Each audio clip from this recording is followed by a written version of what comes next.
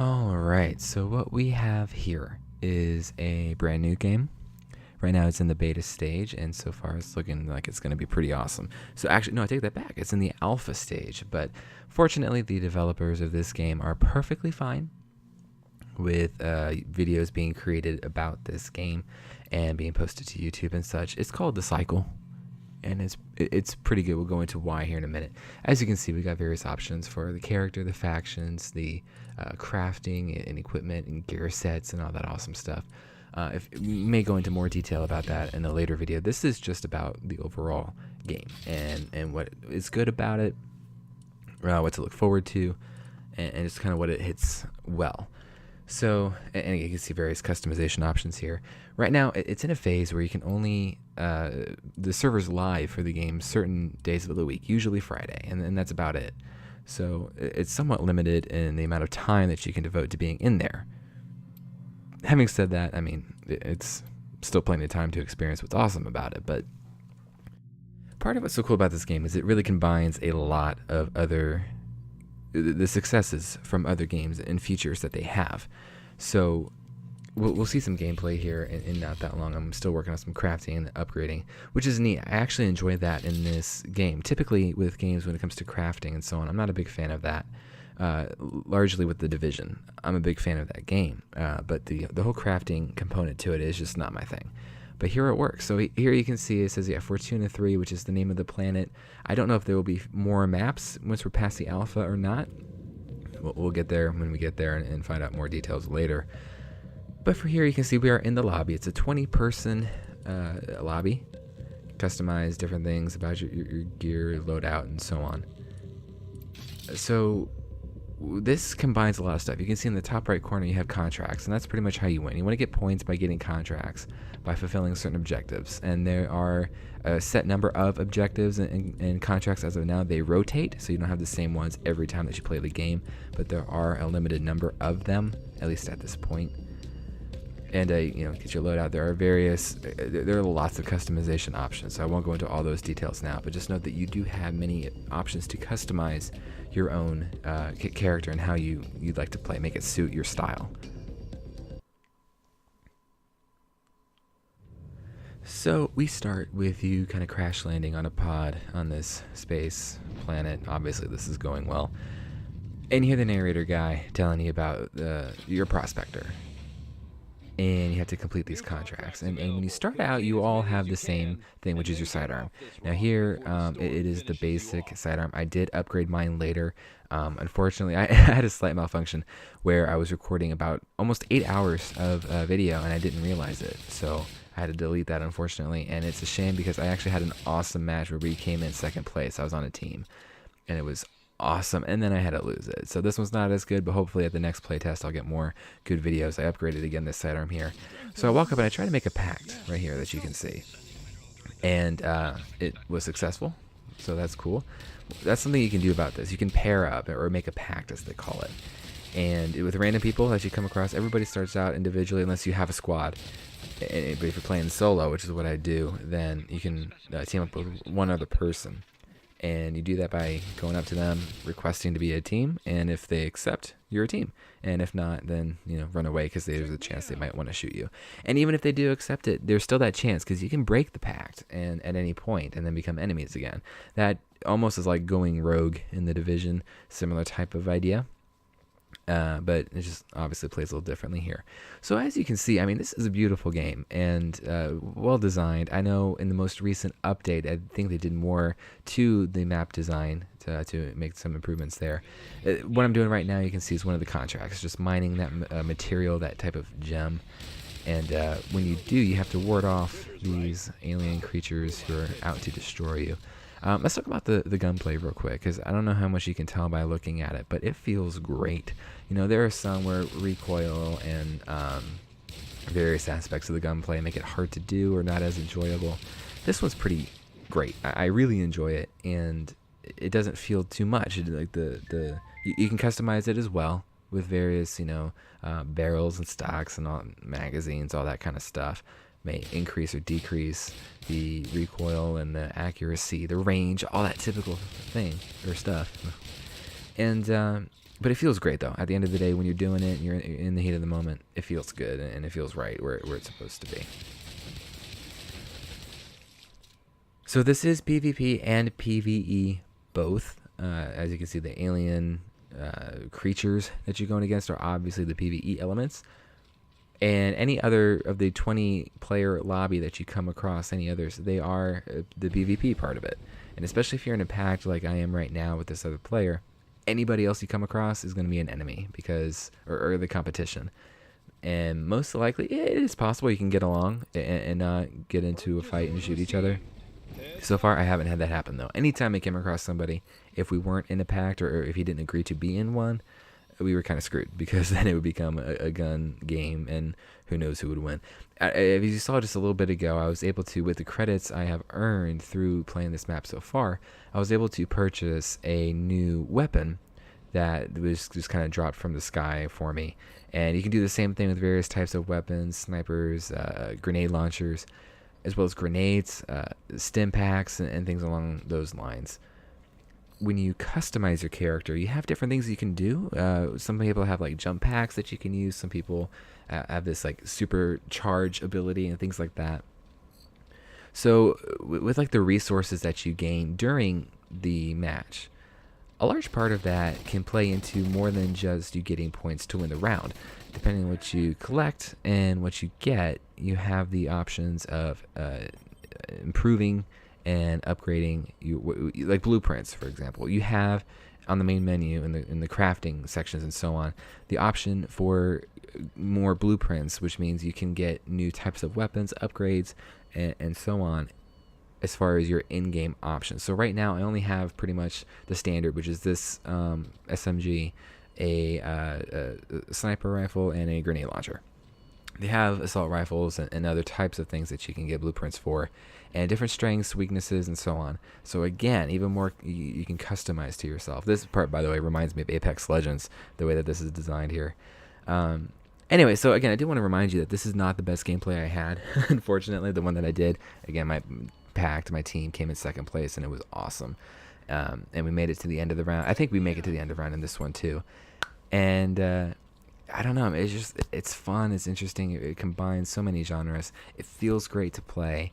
It's really surprising to me how the gameplay elements come together, because it feels familiar from other games like Fortnite, kind of The Division, a little bit of Call of Duty in a way. It's really weird. It really combines a lot of it together into this one new. It's almost like a super game because of that. So another thing to look forward to about this is the potential of the future. So I don't really have a squad for PC that I play games with. It's pretty much solo for me here. So whenever I come across somebody like this pact or whatever, it's really random. At any point, this guy could turn on me, and I would be screwed. Fortunately, spoiler alert, he doesn't in this match, and I'm thankful for that. It's a good thing, but it's possible. And any person you come across in this game, you don't know what they're gonna do. So you have that PvP element. Is it a friend? Is it gonna be an enemy? What's a competition? What's going on here? The PvE element that you see, which is awesome. This crafting, this resource collecting. Here's another thing. When I first found out about this game, I found out about it from another YouTube channel who was discussing it and streaming or making videos of it. I wasn't super intrigued based off of what I saw, because the design, while it looks great, it wasn't my style of design. I'm not big on this whole otherworldly FPS type of game. The reason that I was really sold on it is because the YouTuber actually sold me on it with his description of how much fun it was. And he said everybody needs to try it. I believe it's going to be free to play as well once it's really released. It's in the alpha stage right now. I'm really looking forward to it because I think it has a lot of potential. It's possible that if it's not well supported early on, you could have a chance where interest dies in the early stages just because it's fun. It's a little repetitive as of now. So if they add more maps or add more customizations, more rewards for sticking with the game, I think it'll do well. And even if it doesn't, it will have its own community of players. There's no doubt, and I think those players are going to enjoy it for a very long time. So, regarding the upgrades to your weapons, so far I do like it. You have options for your scope, again, the barrel, stock, magazines, all this good stuff. I like the customizations. I wish there had been more in the way of like skins and charms and things to that nature. Think of Call of Duty, think of Rainbow Six Siege and all those. Here I'm calling in more. This is another weapon. I think this is one that I slightly modified. Yeah, because it looks pretty much the same as you can see, and I later figured out how to distinguish the two and how to work it all out. This is one of my first games that I had, so I'm still figuring out a large part of it. I kind of pulled up the map there for a second, and it's your standard overhead map with some icons of attractions in the area, so to speak. Different things to look out for and highlights. So another thing that's really worthy of noting is that as you see in the top middle of the screen, and here we're going against some of the prospectors, the PvP element. In the center top of the screen, you see a timer counting down. That's because this is almost has a battle royale element, which is that as soon as the time is starting to get low, there's the storm. I think that's what the cycle is. The storm that comes in is deadly, and you have to be off the planet by then or you're screwed. So you go there as a prospector to compete with others to get the best of the local alien life and get those resources for your faction, whatever that is. And you can change your factions. It's not like you have to commit to one at the beginning the first time you log in. So you go down there, you get what you can, you bring it back, and you evacuate. Hopefully along the way you get enough points that you earn first place. If you might not, and if you die, you definitely won't get a first place, either by another player or by the environment with the storms and the surges, the cycle. I'm reviving my teammate here. Apparently he was down in that PvP battle, and here, this is kind of weird. Anyway, we ended up getting him. Now when you die, you have the option for a recall. Okay, now and it only works once, but you can basically, if you do it quick enough, you can recall to the place that you spawned where your pod is. That might not be good if you're killed later on in the match and you have to find your way to the evacuation point, maybe a little whiles off. But it is a way. If you get killed early on, you have one more chance. It's not like a PvP where you die and you're just out of the game in 10 seconds. So that's another nice thing. Having said that, you only have so long if you get shot continually after you're downed and you can't use your recall, then you're just out and you're done. If you get downed and you've already used your recall, you have, I want to say it's like a 20-second grace period, where if you are not shot, if you can survive in a down state for about 20 seconds, you are automatically revived. Once again, that's more features to it that I like. It doesn't focus too much on the PvP element. It's there, it's fun, but it's not like if you get shot, you're just automatically dead. New lobby, new game. I like that it really gives you more of a chance than that, and there are more opportunities to play and get into it, and the focus on the resources really adds a little bit more. As you can see here, I was trying to hide in the thing there, and I was revived by my pack squad mate there.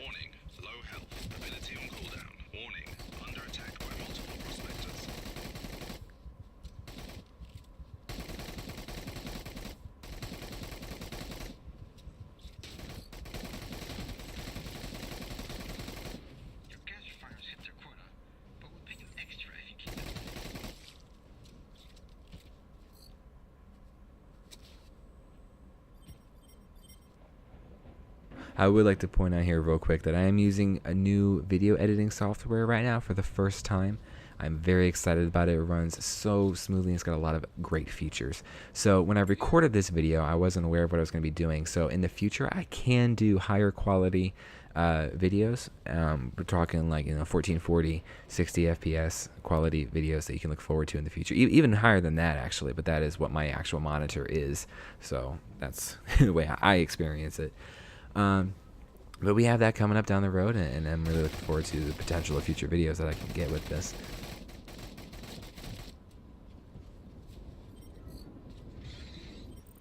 So in the top left corner of the screen, let's just go over what we have here. That's of course a mini map, obviously, that you can see, and it includes icons of different types of contracts and things in the area that you can use. And in addition to being on your screen, as you can kind of see, there are little icons there as well. Beneath that, you have a tracker, like the status of your contracts and how close you are to fulfilling one and so on. When you see the star on the top left and I have a 3 next to it, I believe that's the number of contracts that I have completed, which kind of qualifies to points. And next to that, you have your position, which I believe it says I'm in 5th. My squad right now in 5th place. Again, just to go back again, the one audio or clip that I had was awesome. This full game, we came in 2nd place. This squad mate and I dominated. We barely came in 2nd place. We almost got 1st, and we survived to the end. We got multiple PvP eliminations. We just dominated, and it was fantastic. Unfortunately, I don't have that anymore, again, from what I explained before, but just know that it was, even though this isn't the best example of the gameplay as far as how exciting and intense it can be, it really did rise up there, and I was not disappointed. It was an exciting thing to match to be in. Right now, this is part of the contracts. I am uploading little bright caps, are called, that I have collected along the way. I upload them through that system on that station, and I get points toward a contract for that. And there are various things, like you saw before, the mining, this uploading. You can repair command stations, very uplink types of things. It's all here. And again, the contracts rotate. The same few things, but they rotate so you don't have the same contracts in every map.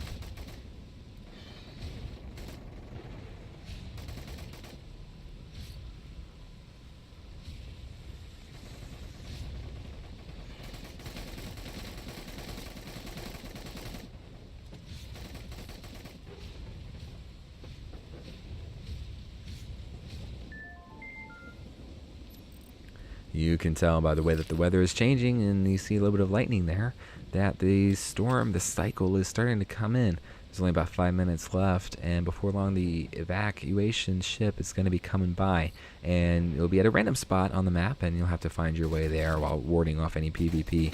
Other players are going to be trying to get there as well, because if you down a player, that's good for you because there's less competition. They are not going to win. They are not going to come in the top spots if they aren't alive anymore. So even if you're in 1st place, if you die, you're no longer going to finish in 1st place because you didn't finish. So you won't be in last place, but you're definitely not going to be in 1st anymore. So you see a little bit of intensity coming up here as far as the change in the dynamics of this map. And I'm really looking forward to the idea of them adding other maps, just because of the different visual elements that are designed. I have nothing against the level design for this, but the visual changes and just different strategies that you might come across on various maps is an intriguing idea. Got to get those last bright caps here. Hopefully 4 contracts as of now, that raises above 10th place. I'm guessing not.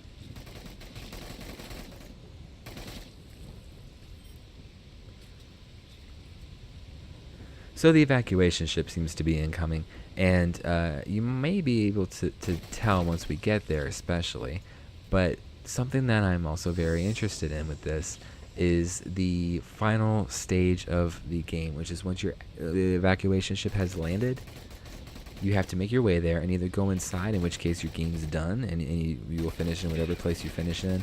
If other people die or get more contracts or whatever, your position may change, but you'll finish alive. At the same time, you can go there and there may be people, some teams or packs defending it, and if they got there first, they're going to want to stay out and maybe try to get some final elims as you make your way toward the evacuation ship. So you have to be kind of careful and be careful who you trust, and when you go around that corner, make sure you're listening for footsteps first. So there, you can see it in the bottom middle, the evacuation is arriving, and it's marked on the maps for you to head over that way. Here we have another player. I wasn't sure what to do with this here. I'm like, let's see what happens. Alert, engaged by hostile prospector. So as you can see, there's decent damage for people. Yeah, once you actually get an elim, by the way, there's this weird foamy thing that happens to you. See? And you just like stay that way forever. That's how you end. You become foam. And then at this point, there's only about 2 minutes left. You can see that the storm is really increasing. It's looking more and more threatening. The skies, the rain coming in sideways. That's always a good sign. And at this point, you're really kind of ignoring the local life there. Like, there's so many things I could have gotten there, gotten more credits and so on. But, minute 50 left. I don't know how many fights I'm gonna have. Hey, like there's a player right there. No, I'm sorry, that's not a player, that's a turret. But I don't know how many fights I'm gonna have on my way there or once I'm inside. This is where the ship is. So again, this is where you have to be careful. You might find other players here trying to guard or defend it and keep you from getting to the ship. Like, there's another turret, but I'm sure there's another player around here somewhere. There we go.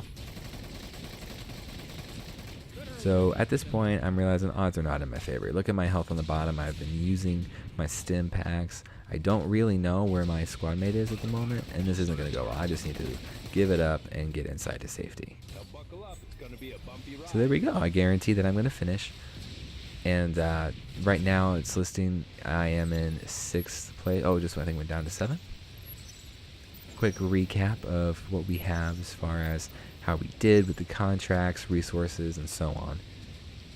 And anyway, it just finishes out the map, and you can spectate other people if you'd like, and see how it turns out.